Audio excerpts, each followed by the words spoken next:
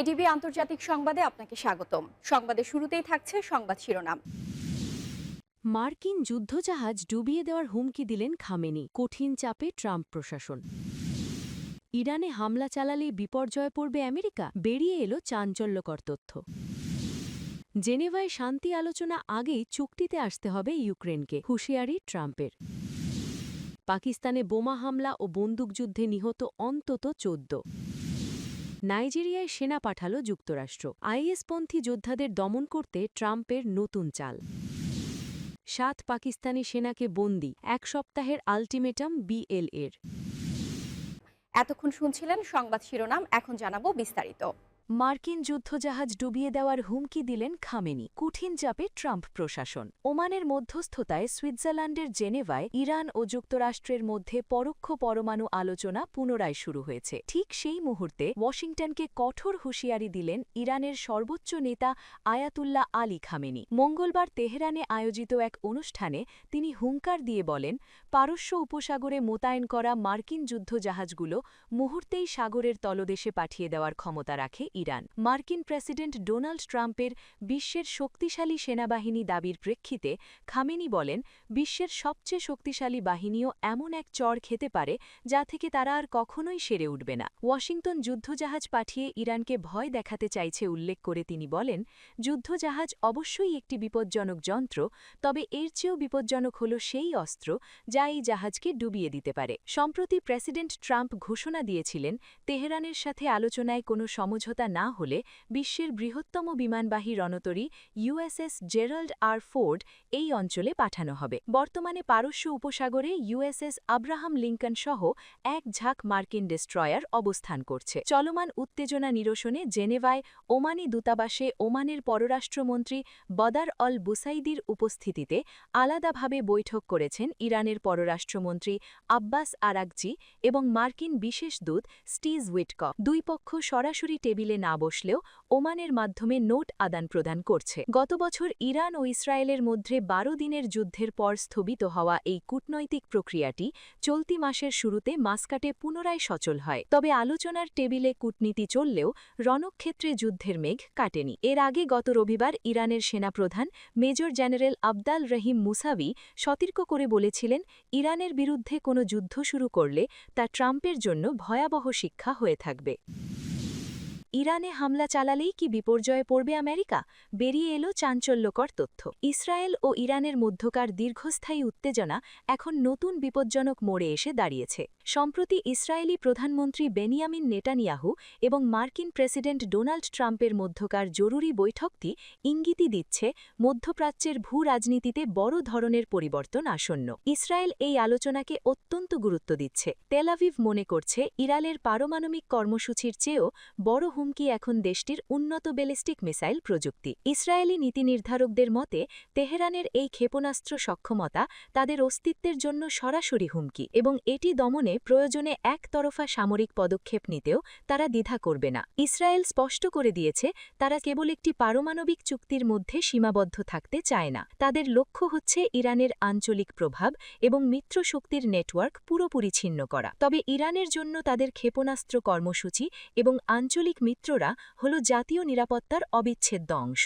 দীর্ঘকালীন নিষেধাজ্ঞা এবং সামরিক অসমতার মধ্যে টিকে থাকতে ইরান এই সক্ষমতাগুলোকে তাদের প্রধান প্রতিরক্ষা ঢাল হিসেবে বিবেচনা করে। ফলে যে কোনো আলোচনায় এই বিষয়গুলো নিয়ে আপোস করার সম্ভাবনা ইরানের পক্ষ থেকে নেই বললেই চলে। এই অনড় অবস্থান পরিস্থিতিকে সরাসরি সংঘাতের দিকে ঠেলে দিচ্ছে। বিশ্লেষকদের মতে, ইসরায়েল বর্তমানে একটি বিশেষ সুযোগের জানালা ব্যবহার করতে চাইছে। তারা মনে করছে, বর্তমান বৈশ্বিক প্রেক্ষাপট এবং হোয়াইট হাউসের রাজনৈতিক সমীকরণ তাদের অনুকূলে রয়েছে। তবে ইরানের বিরুদ্ধে যে কোনো ধরনের সামরিক অভিযান কেবল আঞ্চলিক অস্থিরতা নয়, বরং বিশ্ব অর্থনীতিতে ভয়াবহ বিপর্যয় ডেকে আনতে পারে। ইরান মধ্যপ্রাচ্যের জ্বালানি খাতের অন্যতম প্রধান খেলোয়াড় হওয়ায় সীমিত আকারের নিখুঁত হামলাও মুহূর্তের মধ্যে বিশ্বব্যাপী তেল ও গ্যাসের বাজারে আগুন ধরিয়ে দিতে পারে। এর ফলে কেবল মধ্যপ্রাচ্য নয়, পাকিস্তান ও তুরস্কর মতো প্রতিবেশী দেশগুলো এক বিশাল চেইন রিঅ্যাকশনের মুখে পড়বে। এদিকে প্রেসিডেন্ট ট্রাম্পের প্রশাসন কিছুটা সতর্ক অবস্থানে রয়েছে বলে মনে হচ্ছে,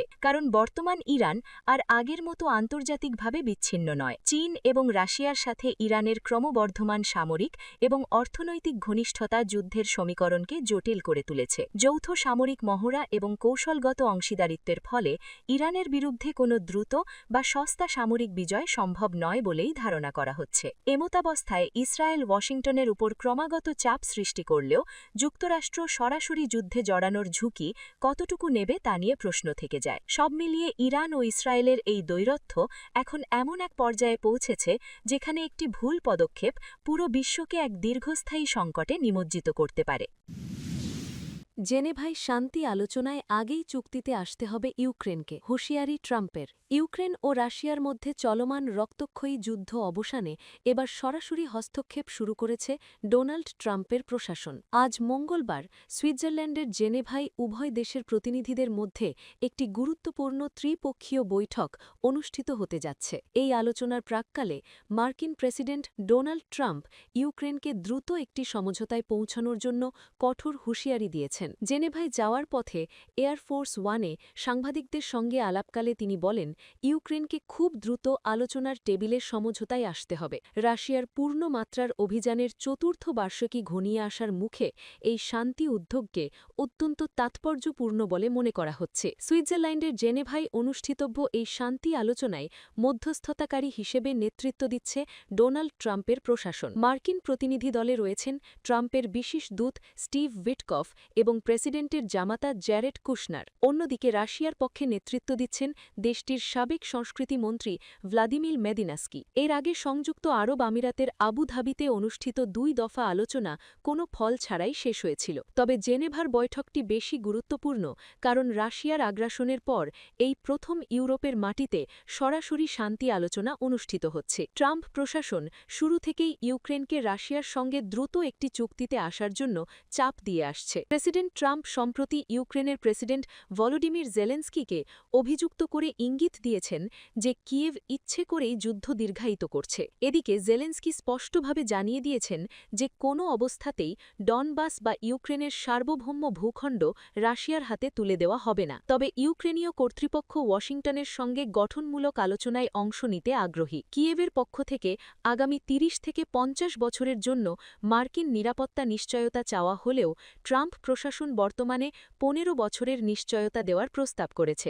উল্লেখ্য যে শান্তি আলোচনার এই ডামাডোলে মধ্যেই ইউক্রেন জুড়ে 400 ড্রোন এবং 29টি মিসাইল দিয়ে বড় ধরনের হামলা চালিয়েছে রাশিয়া। ইউক্রেনের জ্বালানি অবকাঠামো ধ্বংস করাই ছিল এই হামলার মূল লক্ষ্য। ইউক্রেনীয় পররাষ্ট্রমন্ত্রী আন্দ্রি সাবিহা একে রাশিয়ার শান্তি প্রচেষ্টার প্রতি চরম অবজ্ঞা হিসেবে অভিহিত করেছেন। আন্তর্জাতিক বিশ্লেষকদের মতে রাশিয়ার সর্বোচ্চ সুযোগ আদায়ের লক্ষ্যে কিয়েভের ওপর এই চাপ সৃষ্টি করছে, যা জেনেভা আলোচনার পরিবেশকে আরও জটিল করে তুলতে পারে। পাকিস্তানে বোমা হামলা ও বন্দুক যুদ্ধে নিহত অন্তত 14 জন। পাকিস্তানের উত্তর পশ্চিমাঞ্চলে 2টি বোমা হামলা ও পুলিশ এবং জঙ্গিদের মধ্যে বন্দুকযুদ্ধে অন্তত 14 জন নিরাপত্তা সদস্য এবং এক শিশুসহ 3 জন বেসামরিক নিহত হয়েছেন বলে কর্মকর্তারা জানিয়েছেন। খাইবার পখতুনখোয়া প্রদেশে সোমবার পৃথক এসব ঘটনায় আরও কয়েক ডজন মানুষ আহত হয়েছে। আফগানিস্তান সীমান্তবর্তী দক্ষিণ ও উত্তরাঞ্চলীয় প্রদেশগুলোতে তীব্রতর বিদ্রোহ দমনে পাকিস্তানের নিরাপত্তা বাহিনী লড়াই চালিয়ে যাওয়ার প্রেক্ষাপটে এই হামলাগুলো ঘটল। এই মাসেই ইসলামিক গোষ্ঠী রাজধানী ইসলামাবাদে একটি শিয়া মসজিদে সংগঠিত বড় ধরনের আত্মঘাতী বিস্ফোরণের দায় স্বীকার করেছে। ওই হামলায় 31 জন নিহত এবং 169 জন আহত হয়েছিল। সামরিক বিবৃতি এবং এক নিরাপত্তা কর্মকর্তার দেওয়া তথ্য অনুযায়ী খাইবার পখতুনখোয়ায় সাম্প্রতিক হামলাগুলো একটি চেকপোস্ট এবং একটি থানাকে লক্ষ্য করে চালানো হয়। সেনাবাহিনী মঙ্গলবার জানায়, বাজাউর জেলায় জঙ্গিরা বিস্ফোরক বোঝাই একটি যানবাহন চেকপোস্ট সংলগ্ন দেয়ালে আঘাত করে বিস্ফোরণ ঘটায়। এতে 11 জন নিরাপত্তা সদস্য এবং এক কিশোরী নিহত হন। সামরিক বিবৃতিতে বলা হয়, বিস্ফোরণে নিকটবর্তী রাসাবাসিক ভবনগুলোতে ভয়াবহ ধ্বংসযজ্ঞ ঘটে, যার ফলে এক নিরীহ কিশোরীর শাহাদাত ঘটে এবং আরও 7 জন আহত হন। এই হামলাকে কাপুরুষতাপূর্ণ তরঙ্গবাদী হামলা আখ্যা দিয়ে সেনাবাহিনী দাবি করে এটি একটি ভারতীয় মদতপুষ্ট গোষ্ঠীর কাজ।